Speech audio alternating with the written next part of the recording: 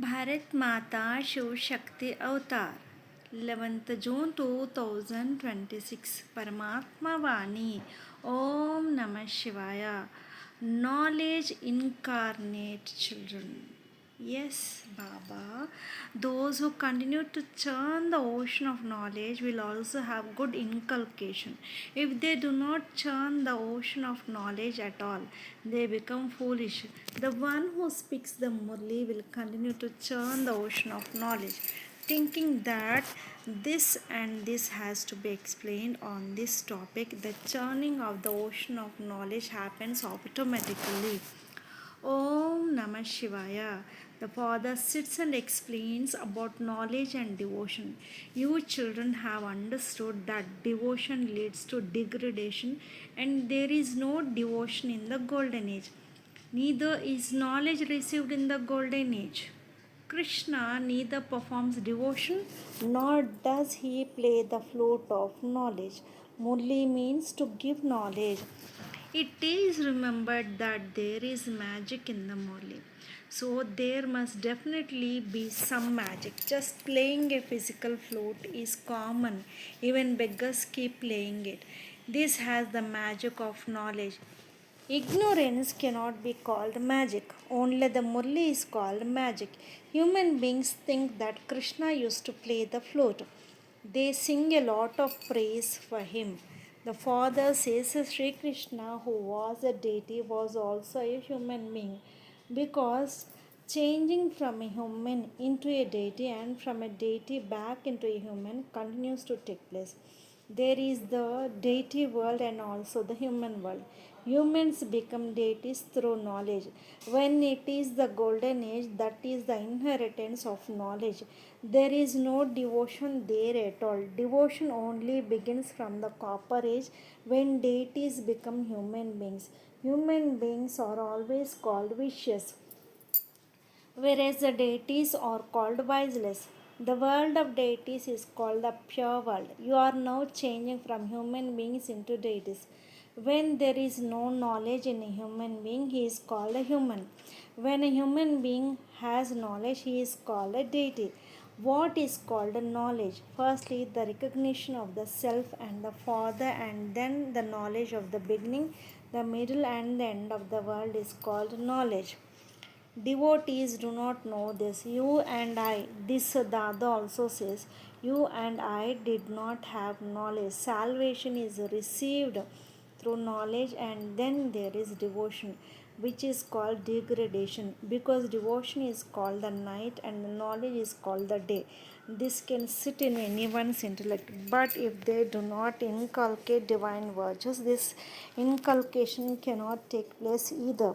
If there are divine virtues, it is understood that there is the inculcation of knowledge. If there is the inculcation of knowledge, there will also be the inculcation of divine virtues.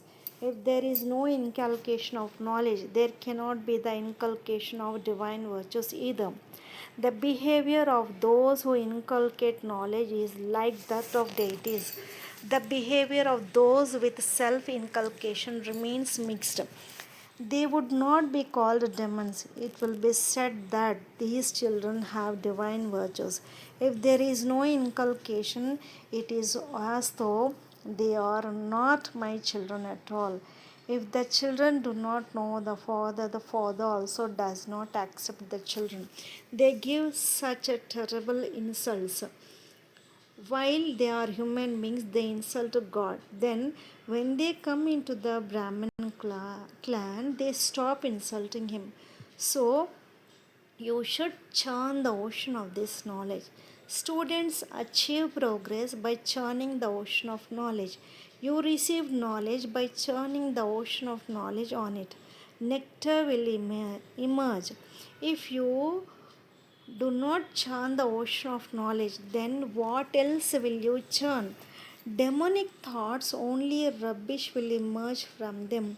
You are no godly students. You know that the Father Himself is teaching you the study to change from human beings into deities. Deities will not teach this. Deities are never called the ocean of knowledge. Only the one Father is called the ocean of knowledge. Divine virtues also come from knowledge. This knowledge that you children receive now does not exist in the golden age. These deities have divine virtues. They are praised as being full of all virtues. So you have to become like that now. You should ask yourself, do I have all the divine virtues, or are there still some demonic traits? If there are demonic traits, you must remove them. Only then will you become deities. Otherwise, you will claim a low status. You are now inculcating divine virtues. You speak very good things. This is called the most elevated confidence age, when you are becoming the most elevated human beings. So the atmosphere should also be very good. Dirty things should not emerge from your lips. Otherwise, it will be said that you are of a low status.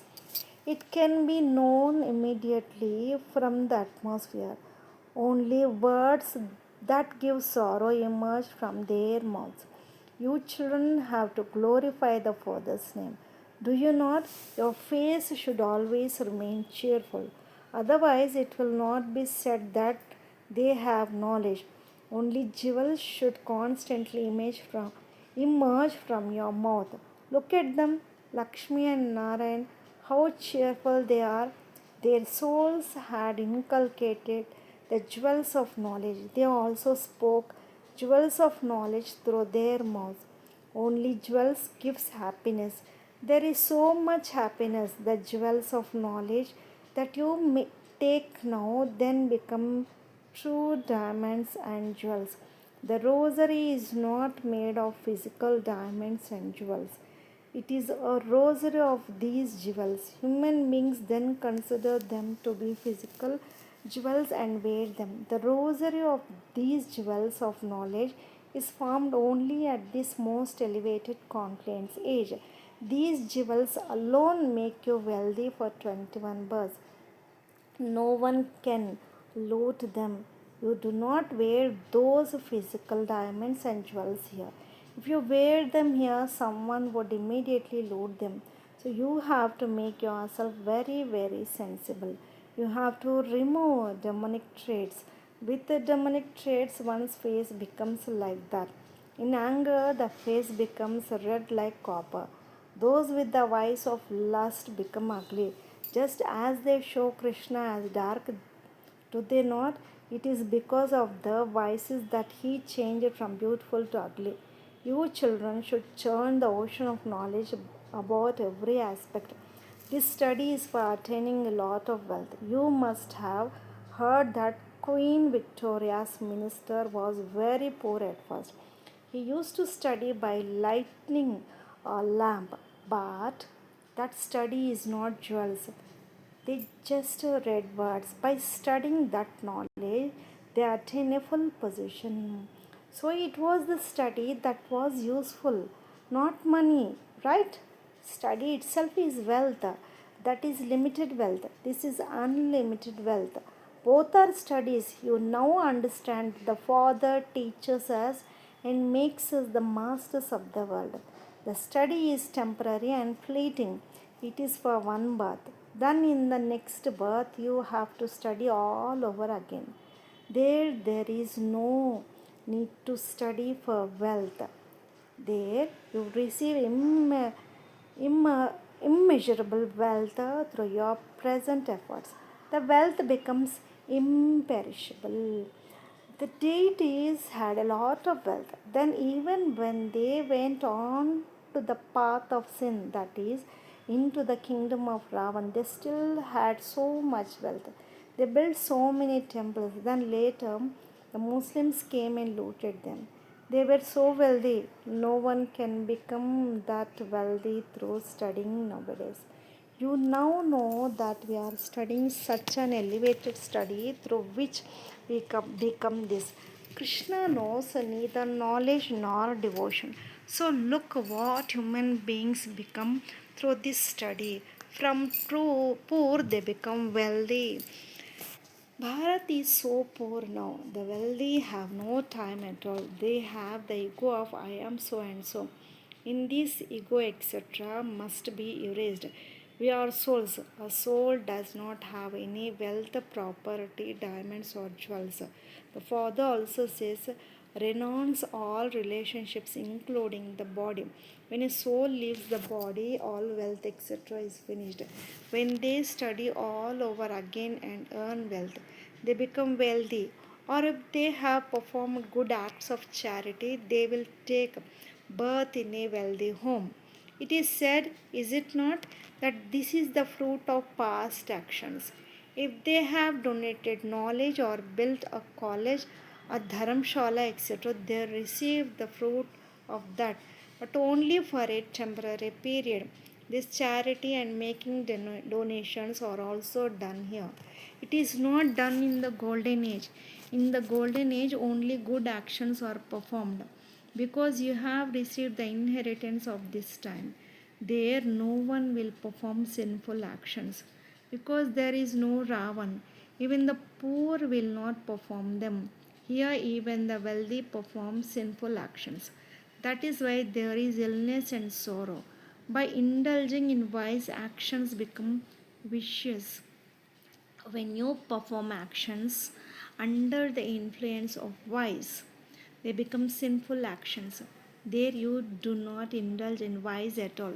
So, how could sinful actions be performed? Everything depends on actions. This is the defeat of Maya Ravan, that human beings become vicious. The Father comes and teaches you in order to make you wiseless. The Father makes you wiseless, and Maya then makes you vicious. The war between those belonging to Rama and those belonging to Ravan continues. You are the Father's children, they are Ravan's children. So many very good children are defeated by Maya. Maya is very powerful. Baba does not mention their names, but he still has hope. Even the most degraded ones have to be uplifted, do they not? The Father has to uplift the whole world. Many fall. They completely fall into the gutter. Even while being the heads of very good centers, they become the most degraded. The Father uplifts even such souls. Everyone is degraded in the kingdom of Ravan. But when the Father saves them and they fall again, they become the most degraded of all. Then they cannot climb that high.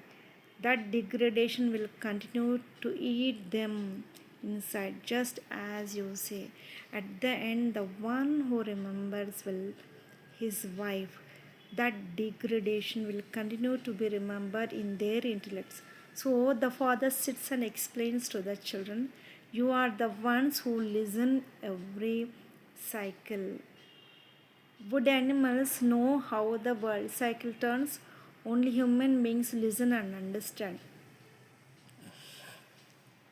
Animals will not listen. So human beings are just human beings. These Lakshmi and Narayan also have a nose, ear, etc. They are human beings, are they not? But they have divine virtues, which is why they are called deities.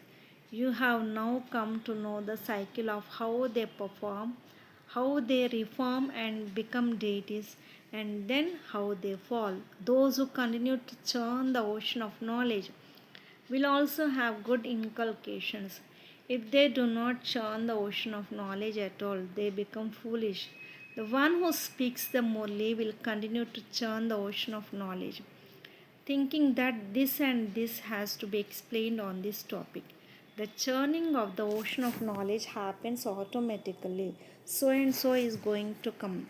They do not have knowledge, but you will explain to them with enthusiasm. It is possible that someone might understand something. It might be in their fortune. Some will immediately have faith while others will not. Hope is kept that if they do not understand now, they will understand later on. You must keep hope, must you not? To keep hope means to have an interest in service. You must not get tired, even if someone climbed high and then became degraded. If they come, you will definitely make them sit in the visitors' room? Or will you tell them to go away? You will definitely ask, why haven't you come for so many days? They will say, Maya defeated me. Many such souls come. They understand that the knowledge was very good, but Maya defeated them. The awareness remains, does it not? In devotion, there is no question of being defeated or gaining victory. You have to inculcate this knowledge. You cannot give it any name, but because it is a religion, the book of the Gita has been created. Only the one Gita is the book of knowledge, but because it is false, it has gone into the line of devotion.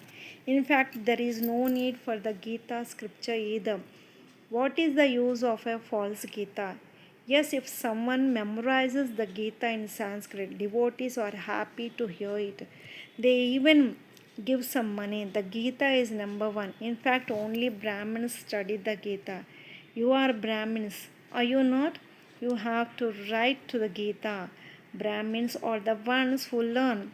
Until you become Brahmins, you cannot become deities. There are no Brahmins among Christians, Parsis, Muslims, etc. Brahmins are the children of Brahma. You know, understand all of this. You know that you have to remember Alpha. Only by remembering Alf do you receive the sovereignty of Bay. Whenever you meet anyone, tell them remember Alpha, the Father. Only Alf is said to be the highest. They point upward with their finger for Alf. Alf is completely straight. Alf is also called one. God is only one. All the rest are children. The Father always remains Alf. He does not become Bay. Bay bends like this, does it not? So he does not come down into the sovereignty. He gives knowledge and also makes you his children. You children should remain so happy. Baba serves us so much. He makes us the masters of the world. Then he himself does not come into that pure new world at all. No one calls him in the pure world. Only the impure call him. What would he do by coming into the pure world? His very name is the purifier. So it is his duty to make the old world new. The father's name is Shiva and the children are called saligrams. They are also worshipped, but those who worship them do not know anything. It is just a custom and system. Worship has to take place. For the goddesses, they build very first class palaces of diamonds and pearls, etc. They worship them. As for the lingam, they make it out of clay and then break it. It takes no effort to make that. It takes a lot of effort to decorate the goddesses. There is no effort in worshipping him either. He is found for free. Stones become round by constantly rubbing in the water. They make it completely like an egg. It is also said, is it not, that the soul is like an egg that resides in the Brahm element. That is why it is called Brahmand, the place where the eggs reside. We become the masters of our Brahman and also the masters of the world. So, first of all, you have to give the explanation of the Father. Everyone remembers Shiva by calling him Baba. Secondly, Brahma is also called Baba. He is Prajapita. So everyone is his subjects, are they not? He is the great great grandfather. All this knowledge is now in the intellects of you children. Many say Prajapita Brahma, but they do not know him accurately. Whose child is Brahma? You will say that the Supreme Father, the Supreme Soul, Shiva adopted him. He is a bodily being, is he not? All souls are the children of God. Then, when they receive a body, they call it the adoption of Prajapita, Brahma. That is not adoption. Did the Supreme Father, the Supreme Soul adopt souls? No, he has adopted you. You are the children of Brahma. Shiv Baba does not adopt. All souls are eternal and imperishable. All souls have received their own bodies and parts which they have to play. This has continued eternally. It cannot be said to have a beginning or an end. Acha to the sweet, sweet spiritual children, love, remembrance, good morning and namaste from the spiritual Bab Dada. Lots of love and remembrance to my beloved sweet, sweet Bab Dada and Mat Pita. Namaste Baba. Om Namah Shivaya. Blessing. May you be a world benefactor. At the present time, your final form or final duty is of world benefit. And what will be the sign of a world benefactor soul? They will use every second and every thought for world benefit. They will constantly surrender their mind, body, and the wealth they have attained in the world service. The souls of the world will constantly be in their awareness and vision, in their forehead and eyes. They will be bestowers who give to everyone. They will be constantly tireless and continuous servers. They will always be ever ready and all round us. They will be merciful and have a feeling of compassion for everyone. So check, have you become like this? Om Namah Shivaya.